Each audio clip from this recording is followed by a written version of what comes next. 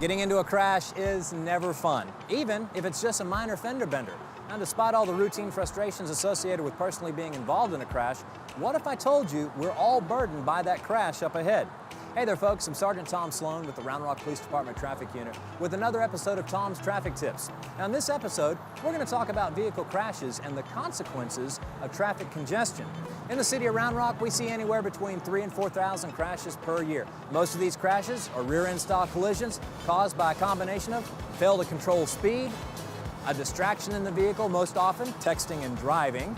You're driving down the road, traffic slowing, you're bored, you pull out your phone to read or send a text, it's BAM! You run into the person in front of you. Now this action hasn't just impacted you, now the road's blocked, traffic's backing up, and we're all impacted by an action that was preventable.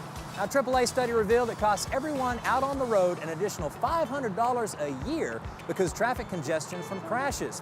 Now, fuel emissions go up. So does the cost of goods and services because they're being delayed. And it's just downright frustrating to be stuck on the road stationary because someone wasn't paying attention. The Round Rock Police Department is taking steps to reduce these crashes. We've established collision reduction zones in the city where studies have shown have the most crashes. You should start to see signs identifying where officers are working in an effort to stop texting and driving and other unsafe driving practices so we can reduce crashes in our city, keep our roadways safe and open and flowing freely, and making it safe for all to come and go.